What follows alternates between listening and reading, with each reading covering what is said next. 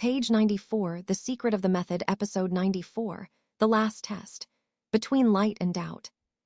The final reflection. Bad suspicion is not a thought, it's a poison. It turns back upon its owner and makes him taste fear, hesitation, doubt, and silence. At first it feels safe, like neutrality, but soon it becomes ignorance, and ignorance always leads to the forbidden. Look around. Many people know what's wrong and still do it. They know what's right and still avoid it. Why? Because they never learned inner knowledge, how to see beyond appearances, how to recognize the mask of deception. So they fall, not because they are evil, but because they are blind. Knowledge that doesn't transform the heart is just noise. Real knowledge demands action, application, and self-discipline. You will be tested again and again. If you are truthful, you will pass. If not, you will fall, and fall hard. Sometimes two people pray side by side, learn the same lessons, even share the same home and responsibilities. Yet one ascends, while the other decays.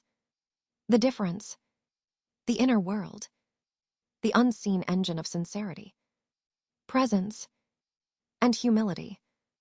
The heart decides the altitude, the humble one among them, the quiet, the simple, the one who serves the poor and answers the forgotten.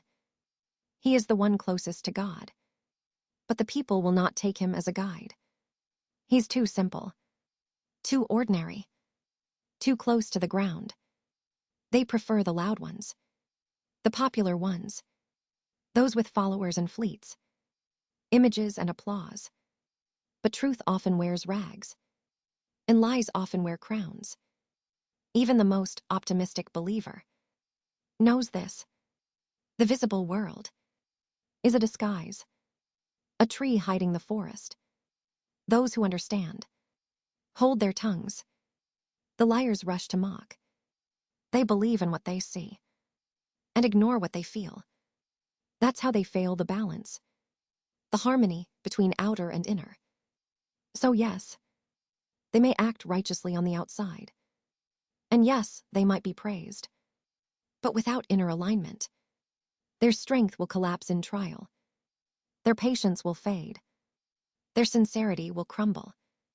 Because they acted without presence, without heart, without depth. This is why the inner science matters. It's the compass of transformation. Ask yourself, are you prepared for inner change?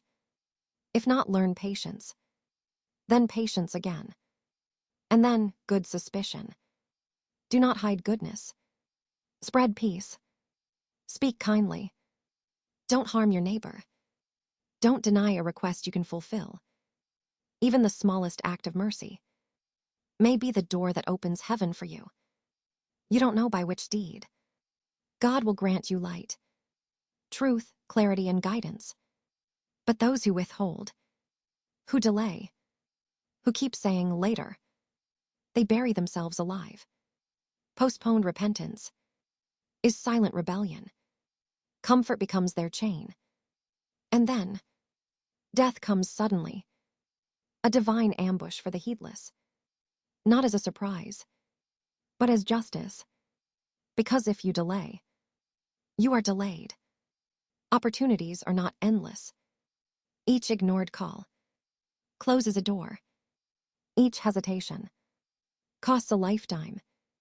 You may understand. You may love. You may agree. But if you do not act, you are still asleep. Satan loves delay. He whispers, "It's too hard. You are not ready. You will fail." He frightens you with patience and deceives you with comfort. But remember, the hardship is only in the beginning. Once the soul yields, the way becomes gentle. The heart adapts. The spirit awakens. Change is slow, but real. You may not feel it, but insight sees it. And when it comes, you will notice.